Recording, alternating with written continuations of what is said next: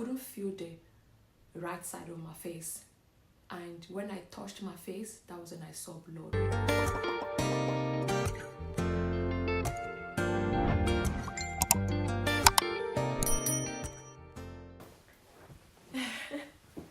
Hi everyone, welcome back to my channel. And before we jump into this video, I just want to say Happy New Year to all of you out there. And so I'm gonna start this new year by introducing myself. In fact, I'm gonna reintroduce myself for those of you out there that's just seeing this for the first time. So my name is Nena Tokumbo, and welcome to my channel where I do videos on lifestyle, fashion, travels and blog. And if this is the first time seeing this video, I want to say thank you, and don't forget to click the button out there and subscribe and like and watch and share our videos. And for my existing audience, my lovers, my family, friends, and all the besties out there, I want to say thank you for supporting me all these years. And so I remember on my last video, the Christmas video which I dropped like a week ago, I mentioned I'm gonna be talking about how I was involved in an accident. And for those of you who haven't seen my last video, I would urge you to go watch my video, support your girl, you know what I'm saying. Before we jump into today's vlog or today's video, there's something I want to talk about. So I want to start by saying this new year being 2025, I want to give my audience the opportunity to let me know what you want me to put out there, like the content you want me to create for you guys to see. So I want us to work hand in hand. I know last year I wasn't consistent on here, but this year I'm gonna endeavor to be consistent, and I will also want your support to help me know the kind of content you want me to put, like you love me to put out there, so we could work hand in hand as families. So on today's vlog, it's gonna be how I was involved in an accident. So guys, this video, or rather this incident, is so terrifying. Like, it's one of the shockest moments of my life, because I haven't been involved in such accident. Like, I haven't all my life. I have never encountered such. So guys, I just wanted to sit down and enjoy this tea I'm about to spill. So guys, let's get right into the video, and I'm gonna be sharing with you guys everything that happened on that fateful day. So this happened on the 19th of December, and that day was my flatmate's birthday. And I know that day I had to work. Like, I went to work that day. I could remember telling her that I'm not sure I might even make it for her birthday, but I'm gonna try my best, because the birthday was outside our apartment. She rented another apartment because she was inviting a lot of people, her colleagues and everything, So in my head, I'm like, Nina, are you sure you want to do this? Because I was literally tired when I got back from work. And I had this colleague of mine from Nigeria who lives in Manchester right now, and he was there, and he was like, oh, Nene, are you not coming? I'm like, oh, I just got back from work. That was around, I think, 9ish. I got home, because I don't know what happened, guys. Sorry, I'm gonna cut this story. During the during the festive period, or during the mid-December, there was a lot of bus delay. I finished work at 7 and I got to the bus stop. There was no bus. I literally spent almost 45 minutes standing at that bus stop. I was literally cold, guys. This thing there that I'm ready to request for an Uber, but at the same time I'm like, okay, Nina, you know what, just give it a go.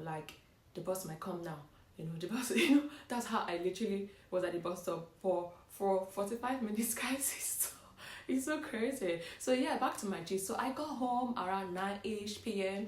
and yeah, my colleague from Nigeria messaged like, "Oh, Nene, you're not coming."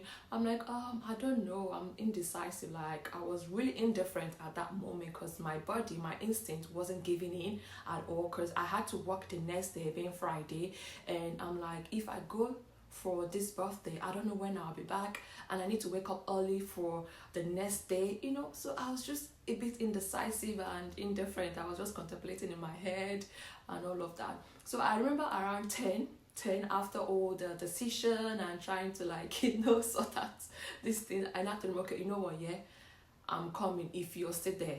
He said okay, that he will be here, he will wait, since I'm coming. I'm like, okay, cool. I remember trying to dress up. I just wore like a two-piece, like a tracksuit, because it was an indoor thing. And the Airbnb she rented for her birthday wasn't far from the house. It was just like, I think 15 minutes, 16 minutes drive. So when I got ready, I just requested for an Uber. I got there around, because I left the house at 10:05, and I got there I think around 10 what's it called, 10:30 something or thereabout, and yeah, by the time I got there, the party was almost, although the party was still on, but majority of people had left, because yeah, it started early around 8, so yeah. And yeah, I got to like, okay, chill a bit, I had some food, and yeah, got to meet some people, had a little chit chat, so it was around 11. I'm like, oh, then my friend had to like leave, because he had to go back home. And why I said, okay, you know what, yeah, I'm gonna just stay to 11:30. Then I'll just request for an Uber and then back home. Then, just yeah, that was it.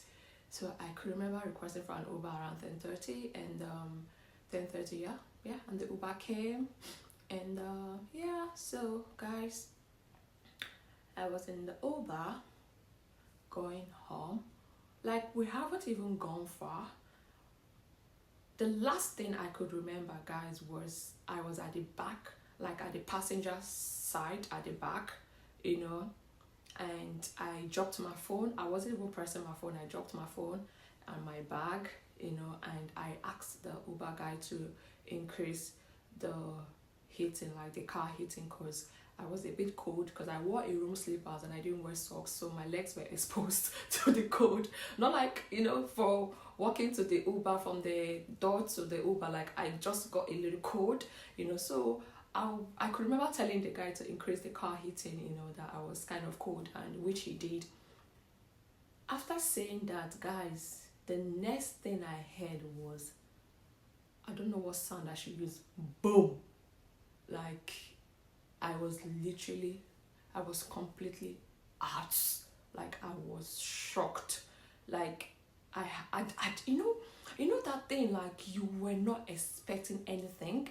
Like, you just seated and, quietly and just waiting to get home. And the next thing you're hearing is boom. And this happened so the thing is, it happened from the right side, and I was at the passenger side at the back. So, guys, honestly, all I can say is, Lord, I'm forever grateful. Like, thank you for saving my life. Because that incident just, so when this thing happened, I was in shock. Like, I didn't even know what happened at the time. What I could remember was the driver opening the door, the back door, asking me to come out, because the car was literally on smoke. Smoke were coming out. And me, I was asking, innocent me was just asking, what happened? And the next thing, so apparently, the vehicle that hit my Uber was a police vehicle. It's crazy, guys. Like, I don't want to go into details. So when I was asking the driver what happened, when you don't even know, I don't know if I had a concussion, I don't know, but I was just asking the driver, what happened, with my innocent voice and everything. And I saw the police lady, and she was like, don't worry, you'll be fine. The ambulance, they are on their way. Yeah, everything is just settling in right now. You were involved in an accident. At that moment, in fact, at that minute, guys, that was when it dawned on me. I couldn't feel the right side of my face. And when I touched my face, that was when I saw blood. So I had a cut on my face. My ear was bleeding. I have a cut on my ear, and I also have a cut on my neck here, my neck region. Guys, I'm like, oh my God. That was when I started panicking. Like, oh my God, what happened? Oh my God, my face, my ear. Like, so the police guy was like, don't worry, the ambulance, they are here already. So they took me inside the ambulance. The ambulance started asking questions. Oh, how you feeling? Are you okay? Oh my gosh, I'm not gonna lie, I hated those questions because this is literally me. Like, I'm not okay, you know. Can you feel pain here? Can you twist your neck this? Can you, I was just like I got my phone and I had to call my flatmate. I just told her, Uche, I was involved. She's like, Jesus, where are you? I said, I don't know. So I think the ambulance guy told her, gave her the address where I was, and she came, like everything was just like magic, guys. Like, I was just telling myself, God, this would have been worse. What would I have done? This would have been worse. And this was happening around 12-ish at the time, midnight, and yeah, after everything, they rushed me to the MRI, ENA, emergency and accident. When we got to the ENA, I got registered, I was asked some series of questions, and so I was asked to wait. And guys, that was when I don't know. I don't want to say what I want to say, but I would say I wasn't treated fairly because I got abandoned there. I was just there for 8 hours, guys, before a doctor came to see me. That was so ridiculous. Like, and before that happened, yeah, my flatmate was already pissed.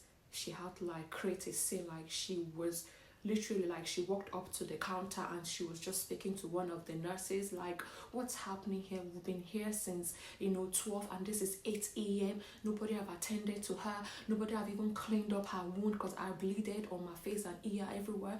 Nobody have even given her any ibuprofen to take to calm her pains. Like, it was crazy because I was literally in pain. I couldn't even talk. I couldn't even move.